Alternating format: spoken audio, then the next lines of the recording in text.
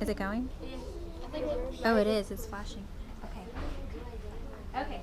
Thank you guys for sitting very nicely on the carpet.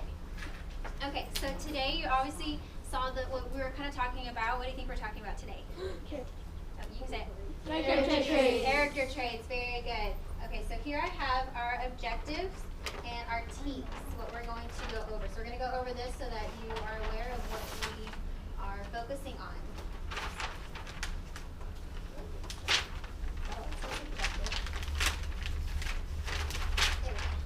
Okay, so let's read this together so that we know what we're learning about. Ready? Objectives. T. 6B.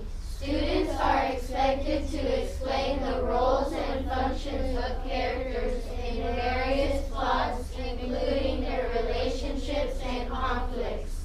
Okay, this is your objective. So this is what you will be learning. Okay, so let's all say this together.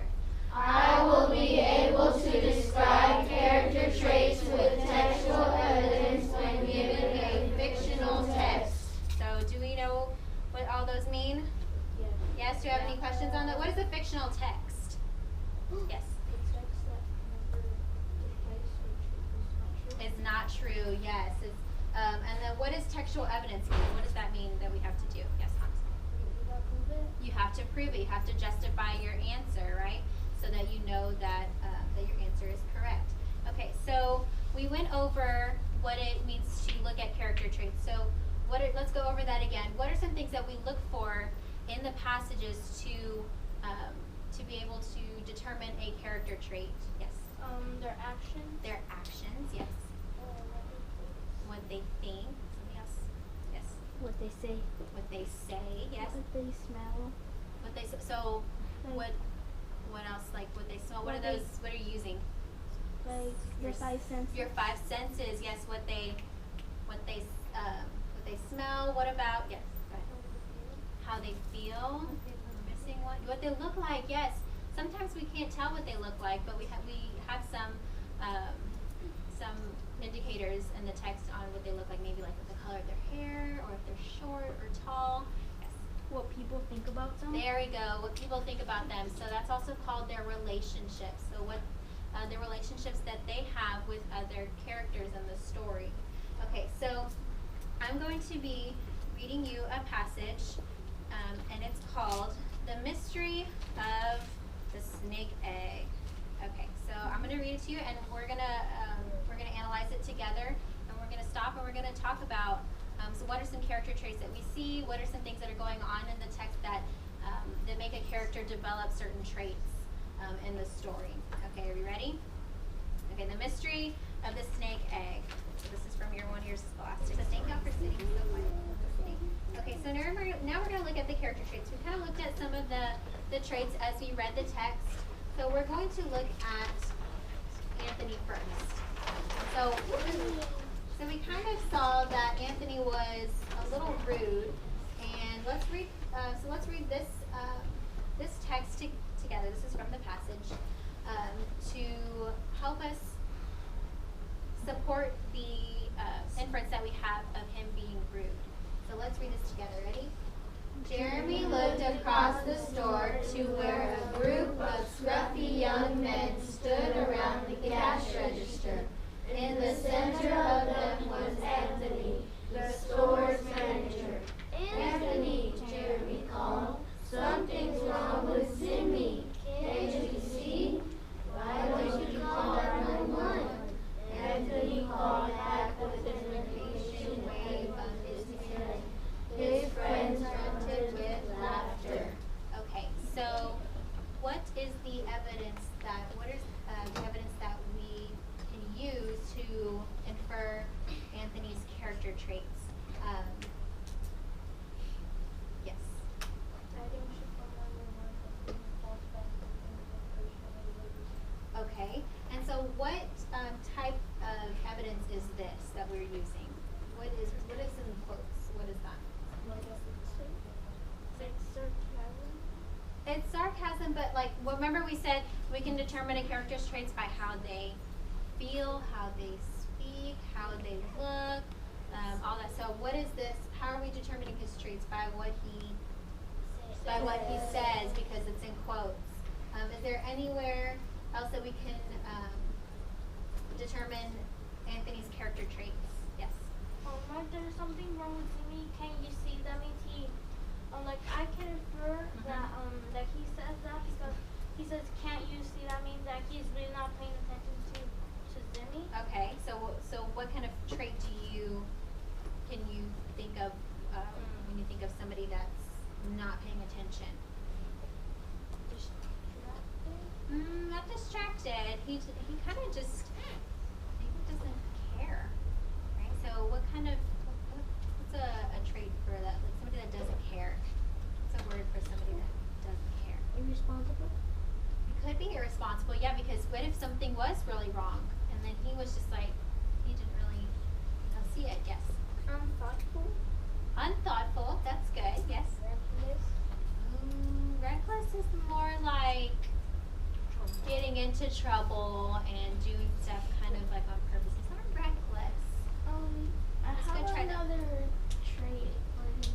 Okay, hold on. We're gonna finish this one up, then you can do the next one. Yes. Careless. Careless. Say it. Ignorant. I don't know. Ignorant's more like I wouldn't call him ignorant, but that was really good. So we have the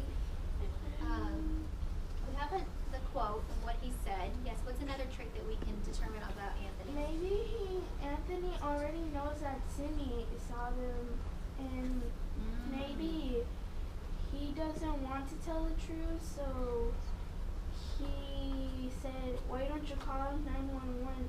so that he showed that he didn't care about what happened. Okay, so you were To kind of cover his tracks. okay to cover his tracks. So, what trait was that you were trying to get? So he didn't care. He was like irresponsible, maybe.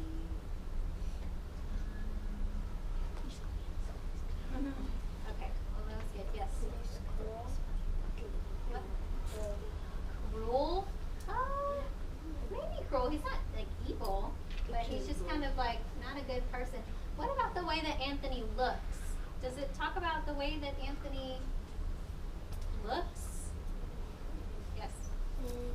Scruffy young man.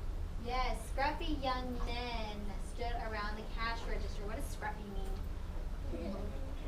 Like what? What is this? Like you have a beard? Yes. So, what point of view is Anthony looked at from the scruffy young men? So, whose point of view is that from?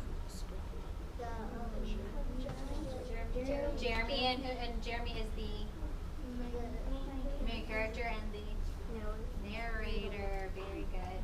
So we can see from the evidence here that somebody else sees him as a scruffy young man. So that's the way that he looks. And then we can also infer from this text that he is sarcastic because of what he was saying. Very good, guys. Okay, let's do one more. Or no, we got two more. Okay, so we have Molly. Let's do this one really quick. So let's read this together. Ready? Jeremy, Molly, and Zimmerman went downstairs to Uncle Noah's basement office. Molly wrinkled her nose. "It does stink," she said. Jeremy sighed, and Zimmerman leaned heavily against Jeremy's freckled cheek. Jeremy went to the supply closet and took out a bucket and mop. "I'll help," Molly said. "Tell me what to do." Okay, so what kind of character traits? Talk with your neighbor. What character traits do you see in Molly? We already know that she's has red hair and she's skinny.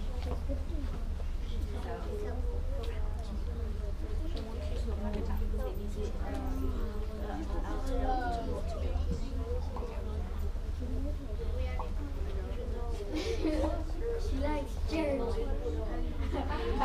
Thinking. What's her name?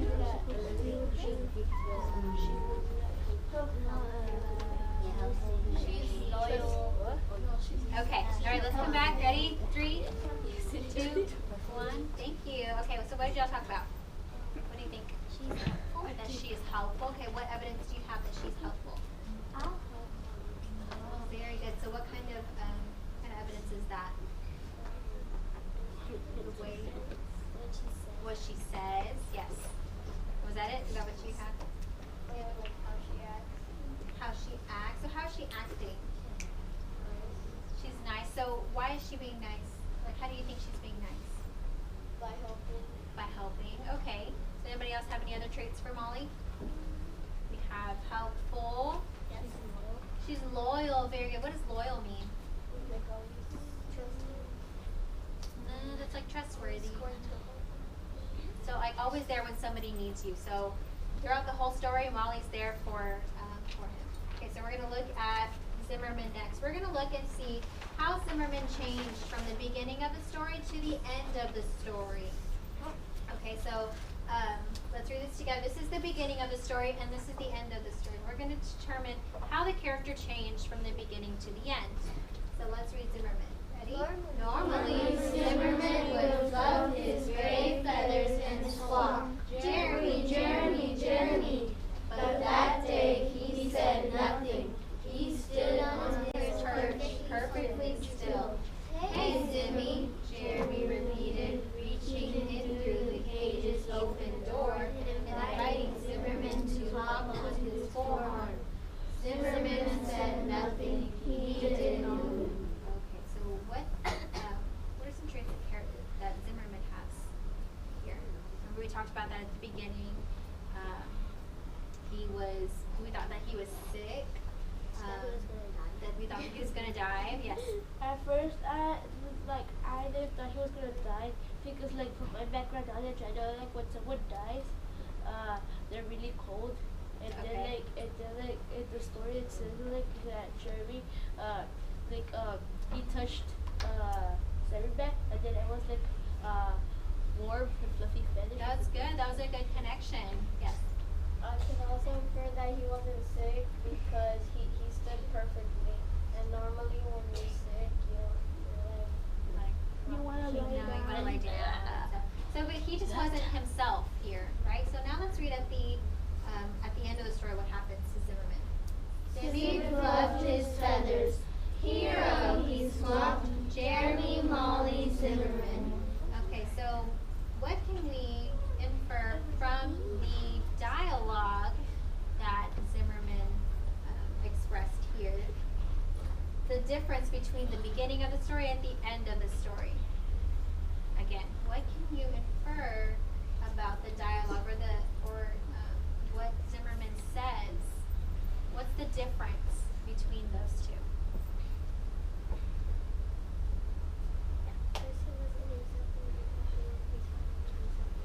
Okay, so but what is the